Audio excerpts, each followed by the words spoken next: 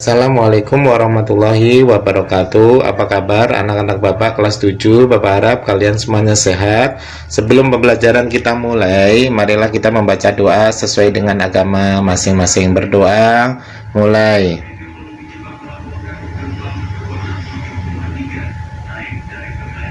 Selesai. Baik, mudah-mudahan dengan baca doa tadi Allah melancarkan pertemuan kita kali ini. Pada pertemuan kali ini kita akan membahas tentang bagaimana menunjukkan sikap toleransi kepada orang lain. Kita lanjut ya.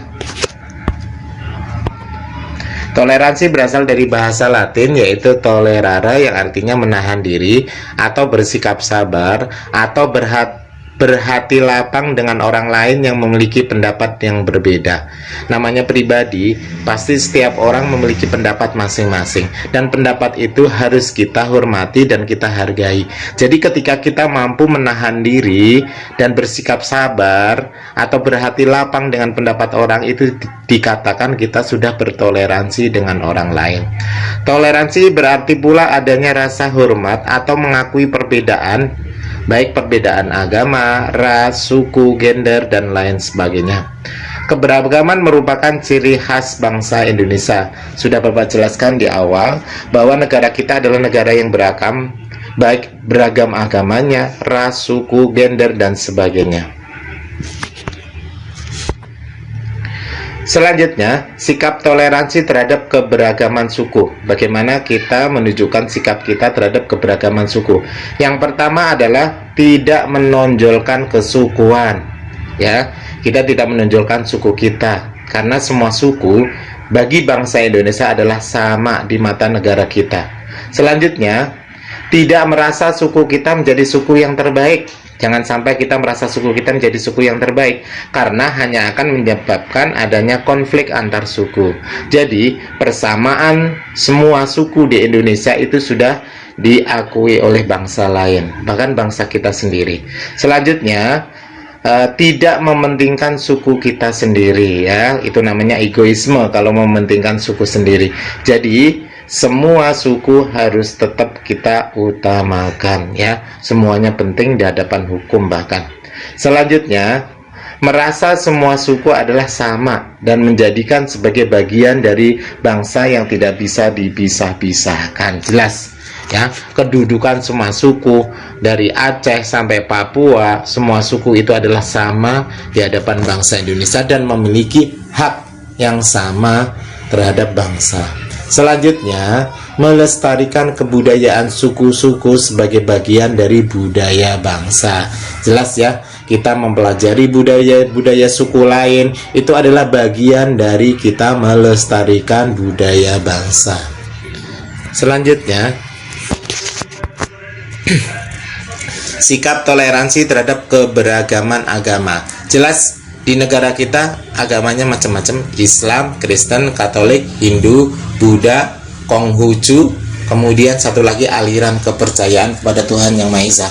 Maka untuk menjaga keberagaman tersebut, ya, agar tetap lestari, agar tetap rukun dan damai, yang pertama adalah menghormati kebebasan memeluk agama.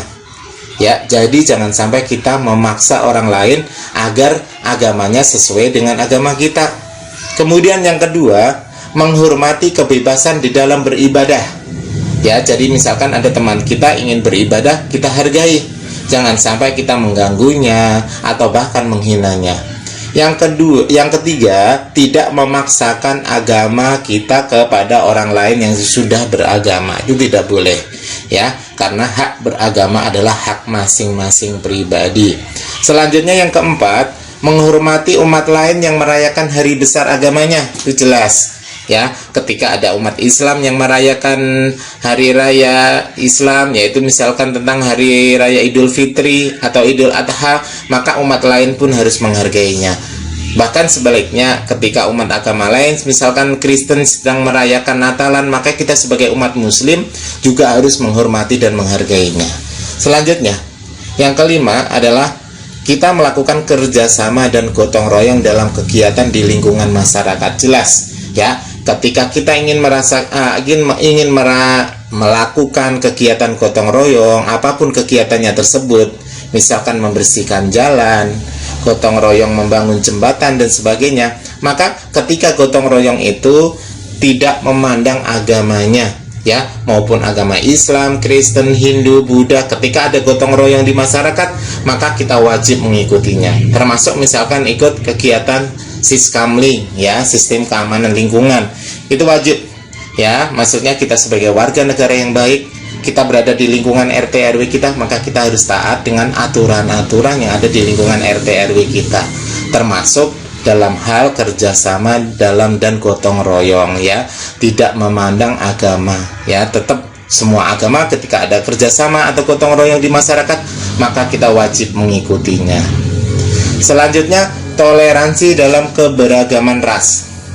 Ras di Indonesia bukan saja perbedaan suku saja, tetapi juga perbedaan tentang warna kulit, asal usul kebangsaan, yaitu misalkan apa? Ada yang keturunan Cina, Arab, India, Pakistan, dan lain sebagainya. Kemudian menghargainya sebagai sesama warga yang memiliki hak dan kewajiban yang sama. Walaupun ada yang keturunan Cina, keturunan Arab, tapi mereka adalah warga Indonesia, maka mereka adalah tetap warga Indonesia yang memiliki hak dan kewajiban yang sama dengan kita yang warga asli Indonesia. Jangan kita memecah belah, misalkan, ih kamu mah orang Cina, tidak boleh, kamu mah keturunan Arab, bukan orang Indonesia. Ketika orang tersebut adalah orang Arab tapi mereka memiliki KTP Indonesia, maka dia adalah orang Indonesia. Paham ya anak-anak ya? Mengenai ras di sini kita tidak boleh membeda-bedakan keturunan, apalagi warna kulit dan sebagainya. Kemudian selanjutnya, menghargainya sebagai sesama warga yang memiliki hak dan kewajiban yang sama. Jelas tadi ya. Kemudian toleransi keberagaman gender. Gender jelas ya, yaitu jenis kelamin baik laki-laki maupun perempuan. Maka di sini toleransinya adalah tidak diskriminasi gender. Artinya adalah kita mendukung kesetaraan dalam pengembangan potensi. Jadi dalam hal kesetaraan di sini adalah setiap laki-laki maupun perempuan ketika memiliki potensi yang sama, maka mereka tetap sama-sama memiliki hak yang sama. Misalkan dalam hal pekerjaan, seseorang perempuan ketika mereka mampu mengendalikan mobil dan sebagainya, maka dia juga boleh bekerja sebagai seorang sopir, ya. Jangan sampai pekerjaan sopir itu harus laki-laki, tidak. Ketika ada seorang perempuan yang mampu melakukannya, maka itu adalah kesetaraan. Ya, di sini baik laki-laki maupun perempuan memiliki hak yang sama. Yang kedua yaitu menjaga hak-hak dan kewajiban masing-masing gender, ya. Jelas ya, antara hak dan kewajiban harus sama-sama didahulukan. Baik, yang Bapak sampaikan mungkin hanya sampai di situ. Kemudian Bapak minta kalian rangkum materi yang Bapak jelaskan tadi, materi di atas. Setelah kalian rangkum, kemudian kalian jawab pertanyaan-pertanyaan berikut. Ada 5 soal, yaitu di kertas folio, ya. Kemudian kalian kirim ke wali kelas kalian. Jelas ya anak-anak? Mungkin pertemuan Bapak sampai di sini saja. Akhirul kalam. Wassalamualaikum warahmatullahi wabarakatuh.